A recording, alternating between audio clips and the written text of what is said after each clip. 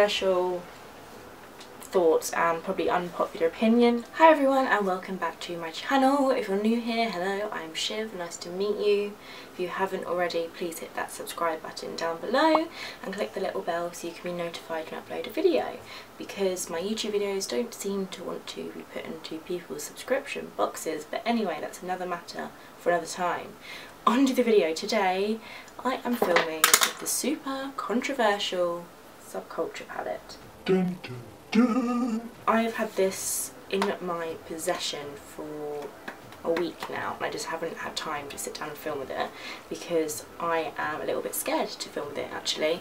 I'm a bit nervous because of all of the shit that's been going down with it. I mean, it's just a makeup palette. Who knew that something like that could cause so much uproar? Yeah, the palette itself, absolutely beautiful. I'll cover the mirror, but oh, and the brush fell out, but this is it upside down, the right way around. It's just amazing. I've never seen a palette with these kind of colours before. It's so pretty. I haven't even swatched one of, I've swatched Electric and Dawn and they seem to swatch fine, but I haven't swatched any of the other shades because I'm too scared to touch it because I want to have my brand sort of first impressions here on camera today. I have been watching all the reviews. I tried not to, but it just, the drama sucks you in, doesn't it? I watched all of the reviews. Some people hated it, some people loved it. More people kind of didn't like it than they did love it, which makes me a little bit nervous because, as you all know, if you are a subscriber of my channel, I love Anastasia Beverly Hills. Like, absolutely freaking love them. I use their brow products every day. I use the contour kit every day. Like, oh god, I dropped the Subculture Palette. Oh blimey. Okay, is it alright? Okay, well it survived a drop test, that's okay. I have the glow kit. Do you know what I mean? I love their products. Like, they're so good. There's not one thing from them that I don't like. I'm really excited to play with this palette and I'm really hoping that it works for me, just because I did buy it off my back. It wasn't sent to me. I'll put the order confirmation somewhere in the screen just so you know that I'm not lying. I'm sure that you wouldn't think I was lying anyway, but just to prove that this wasn't sent to me through a PR. This is my 100%. I purchased this with my own hard-earned money. I am very excited to play with this palette. I'll first go into the colours and everything. This is described as Modern Renaissance's sister to the palette. It's more to complement the palette. I've watched loads and loads of videos on this, so I've kind of educated myself a little bit. I would go and grab my Modern Renaissance, which is over there, but I'm sure you've seen that all across YouTube, and if you haven't, just type in Modern Renaissance palette and you'll get the general idea. It's very warm tones with some oranges, reds, pinks, that kind of thing. It's like my favourite palette, my ride or die. I take it everywhere with me. So this palette here, you've got all mixtures of colours. Like, it has so much endless possibilities of makeup looks. I feel like it will really get me like going to be creative. So you've got the shade called Cube here, which is like a white with reflective pink in it. It looks white in the pan, but when it swatches and catches the light it turns pink.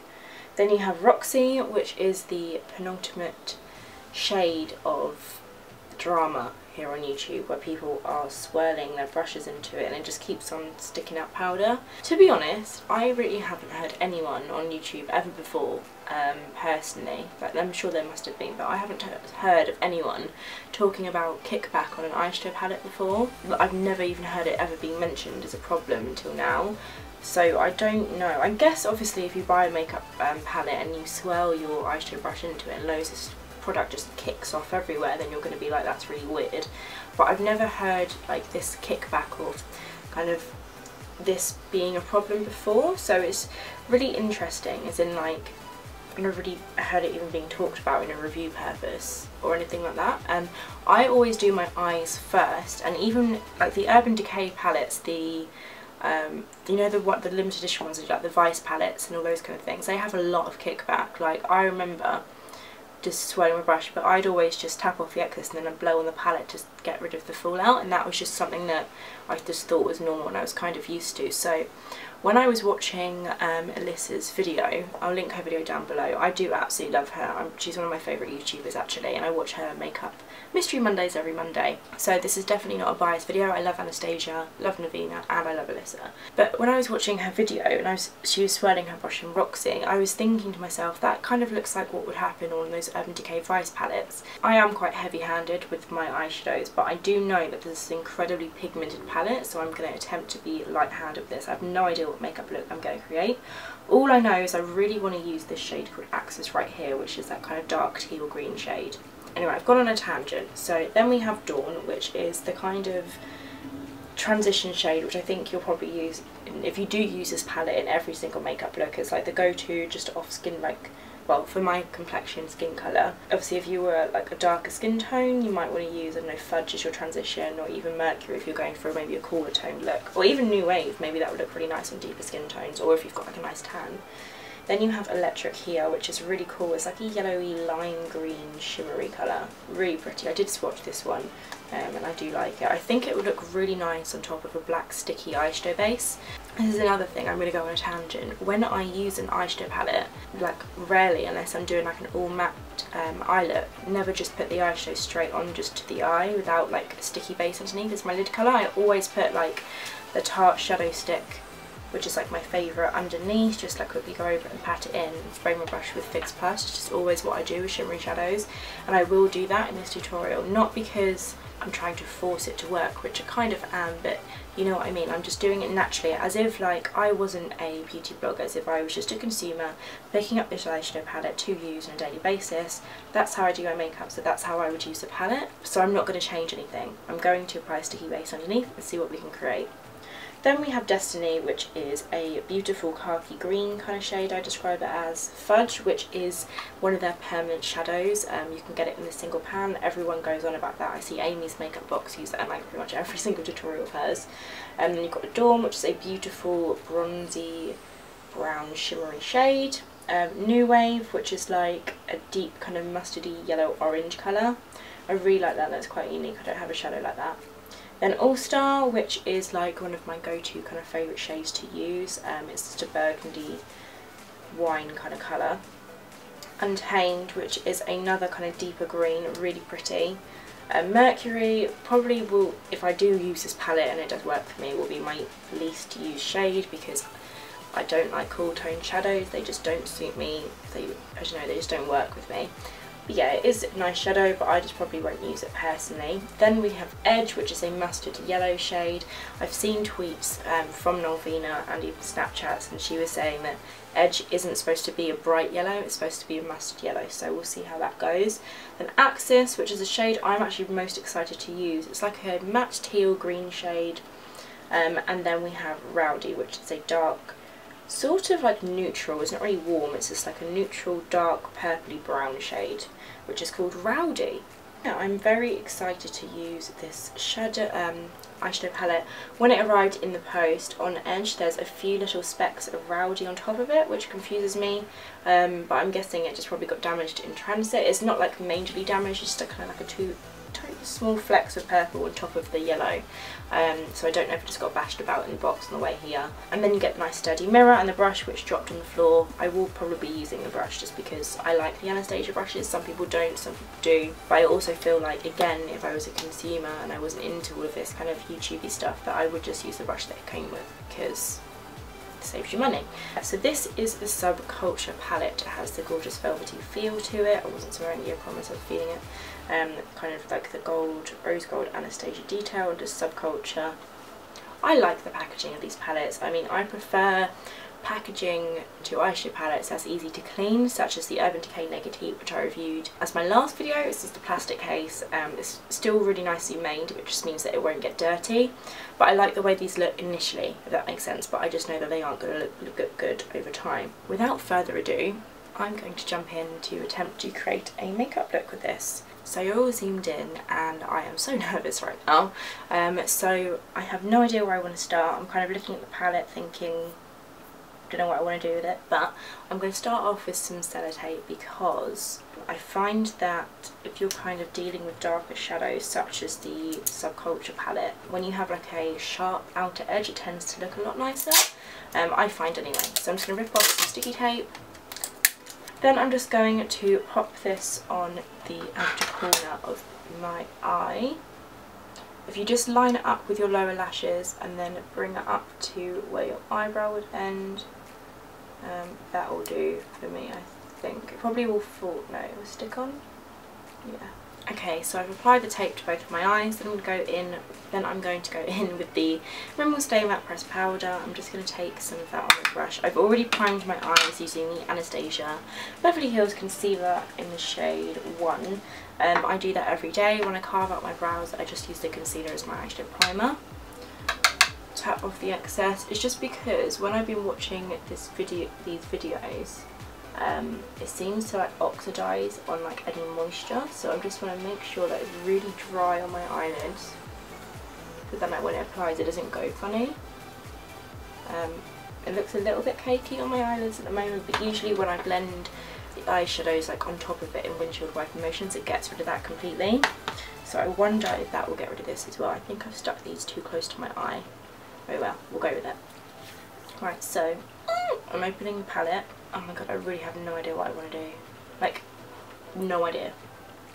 I think what I might do, okay, I kind of want to use as many shades as possible, but I want to use more of the greeny shades because I tend to use the, you know, the burgundies and the bronzes every day. So I'm going to go in with Dawn, which is the, you know, the transition shade. Okay, here we go. Are we ready? So I'm taking my Anastasia Beverly Hills blending brush. So nervous right now. Okay, I'm just going to go in. See, it does have a lot of fallout. They are right, the people. However, I would just blow it off. You know? And that was a very light swell. That was maybe 3, which is probably more than I would usually do, to be fair. I'd probably do maybe 2 swells. I'm going to tap off the excess. Okay, I do kind of see what they're talking about. That is a lot of fallout, like noticeably a lot more, but it's all about how they perform rather than, you know, the powderiness of them. Because I was watching GossMakeUpArtist review and he was talking about them being pure pigments, which I kind of actually get what he's talking about. Here we go, the moment of truth.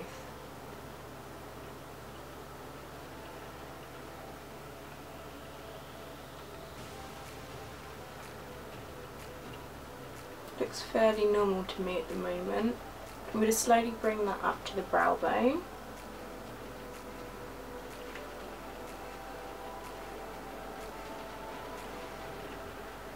Looks nice for me at the moment. I'm not really feeling any problems right now. Just took a little bit of a heavier amount and then I'm going to apply that into the crease. I'm really sorry for the rain. I was going to wait until it stopped, but I don't know if it will stop today because it's August here in England, which is usually summer. This is our summer. So yeah, I'm blending back and forth. Just a nice basic transition colour, nothing special, nothing horrible or anything like that. It's not wowing me or anything. Yeah, and if you do look in the palette, if you can see that there is a lot of fallout, that doesn't really bother me that much. Watch this and see how much comes off.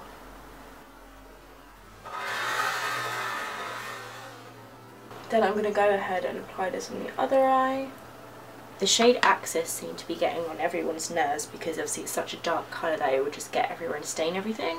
So that's the one I think I'm more nervous about. Okay, so I've just made sure my brush is clean, just wiped it off on the back of a tissue so it's really dry as well. This is the Sigma E40 tapered blending brush. I use this in like every tutorial, I love it.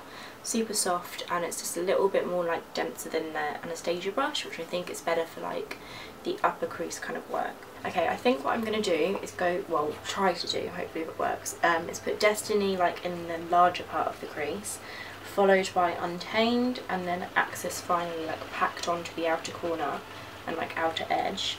And then I want to apply, I think I'm going to use the Tarte stick on the lid, and then put a Dawn on the outer corner and then Electric on the inner corner. I don't know if that will work, but we're going to give it a damn good go, and then I'm going to put Cube on the inner corner later on, like once I finish my whole eyeshadow look. Okay, here we go. So I'm going to go in with Destiny on the brush. I'm just going to go in, can you see it? Yeah.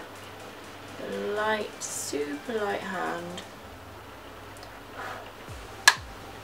This just wouldn't bother me. Like, admittedly, it does have a lot of fallout, there's no denying that, you can see that from when I'm putting my brush into the product.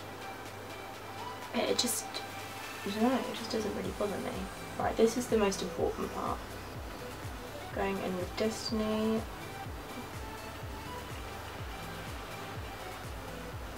Okay. It looks kind of grey on my eye. Not really sure if I'm looking right. I'm going to take off the sticky bit on the mirror. Okay, there we go. I can see much better now. Whoa. That's so weird. It's gone grey. Like Destiny is like a khaki colour. Okay. I'm just going to keep on going and see what happens. I'm not going to apply any more of this product because, whoa, that did not look how I thought it would look on my eye.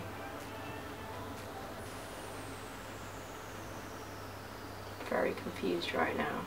Then I'm going to go back in with a brush that had a let door on it. I'm not tapping any more extra product. I'm just going to kind of like blend the top line a bit. Do you know what? I already feel sad and I haven't even finished this video.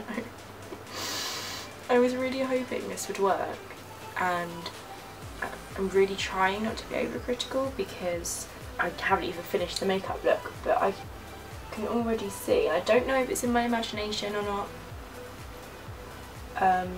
And as I've said in the first beginning of the video, I love Anastasia Beverly Hills. I would never want to, like, you know, be up their arse or anything, but at the same time I'd want to be honest, and on the outer corner here it is quite patchy, which never really happens. I've used the same priming techniques and everything, so I'm just going to keep on blending and just kind of see what happens, hope for the best.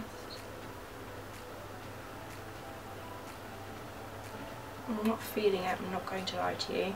Okay, I'm going to go in with the same side. I'm going to keep on trialing through, I'm not going to give up.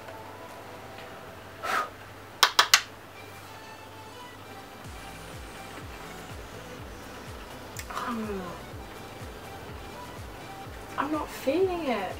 I have this weird gap just here, like on the outer corner of my eye. And I put powder all over my lips, so it's not like that part was wet or anything. Okay, now I put a little bit more product on, it's kind of evening it out a little bit. I've just grabbed another blending brush. This is my Eva 227 Luxe Soft Definer brush. It's super fluffy, it looks dirty, but I just made sure there's nothing on the brush. Then I'm going to go in with the shade Untamed, which is the more tealer green kind of shade, which is just here. Super lightly, a few dabs, tap off the excess, and then I'm going to further deepen the crease. This time I'm only going to bring it like sort of into here, like the 3/4 of the way, and not the inner corner. And then whatever's left on the brush, I'm just kind of like wipe on the outer corner. Doesn't really matter at the moment. That is super pigmented. Like, it's kind of blocked out the shade Destiny just because of how pigmented that is. And do little tiny motions. I don't want this to kind of look like I got punched in the face, you know what I mean? Then I'm going to take that Sigma brush again. I'm not going to take any more product, I'm kind of scared to, but I'm going to take the blending brush very softly, hold it further down the brush handle so I have like a lighter action. That's a tip, by the way. If you're struggling on blending, don't hold the brush like really close. The further you hold the brush, the lighter the pressure will be. So I'm just going to give that a little wiggle on top. I'm trying not to go like directly on it, but more so like applying the pressure on the line just to blend it out. This is what we're dealing with right now. Just going to take a bit of dawn again, a very tiny amount, like barely anything on the brush, and I'm going to attempt to fix this by kind of like going right on top of that. Okay, that's dumbing it down a little bit. That is okay. There we go. This room is really annoying me. Why are you so loud when I'm trying to film a video? Right.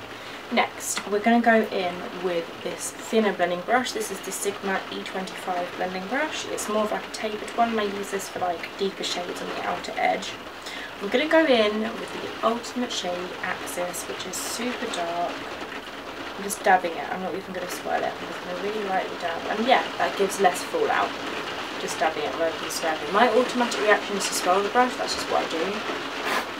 Blow all the excess product, tap off the excess. I'm going to go into the outer corner. So I'm like dab in like a diagonal, and then blend it out in the outer corner.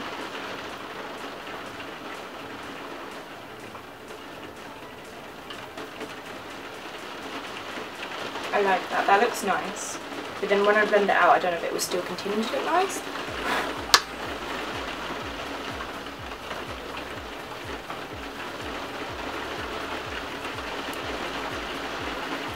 Then I'm going to go, what I always do with any smoky eye, I'm going to go in.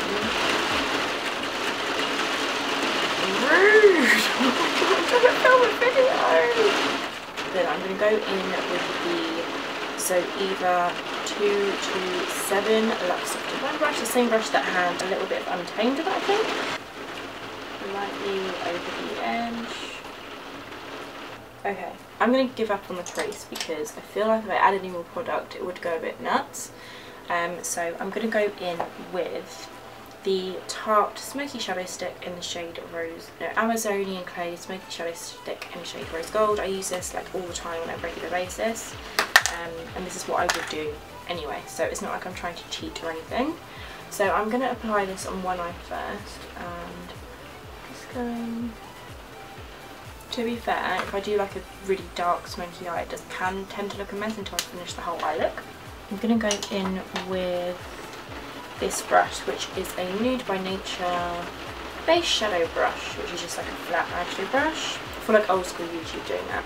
And I'm going to spritz the brush with a tiny bit of Instafix and Go 2-in-1 primer setting spray from Rimmel. So I'm just going to spray the brush, give it a little bit of fan so it's not like dripping wet, and then kind of like roll it on the back of my hand. This will like the plastic bit, it just gets rid of any excess, and then just so it's like slightly damp. Okay, then I'm going to go in with the shade Electric. Very nerve-wracking right now. I'm going to load up the brush. It's pretty coated. Then I'm going to go in on the inner corner.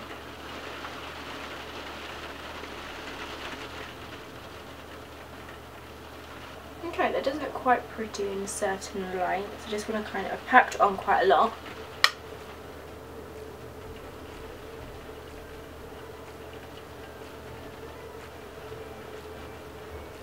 Then for this section of the lid, I'm going to take Dawn MAC 239 brush, which is like the cult old school YouTube eyeshadow brush. It's just a plain shadow brush, really good one. I've had this for years, it's still amazing. So I can spritz the brush, spritz the brush. That looks fairly loaded up to me. And then apply that on the other side of my lid. See, that looks quite cool, I think. It's quite unusual. I've never really done a look like that before. See, now that I've kind of not given up with the palette, I am liking it. My opinions have been changing like throughout this video because I've just kept on going. I think, from what I can kind of gather, because it is so freaking pigmented, it can just be a bit, the matte shades can just be a bit difficult to work with sometimes.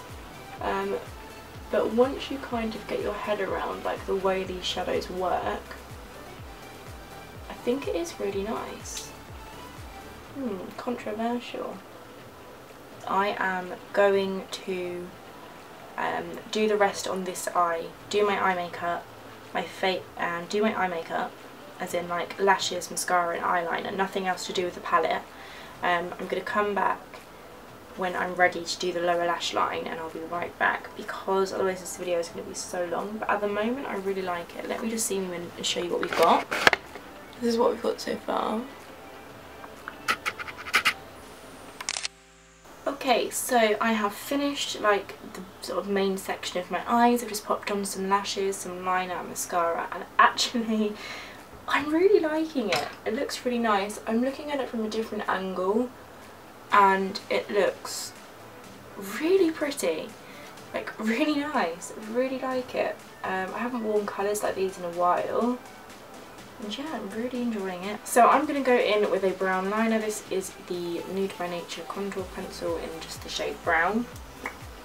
I'm going to apply this on the inner rims of my eyes. Just kind of like holding the eye taut. My eyes are a little bit watery because I'm under these lights and it's really bright outside because of the rain.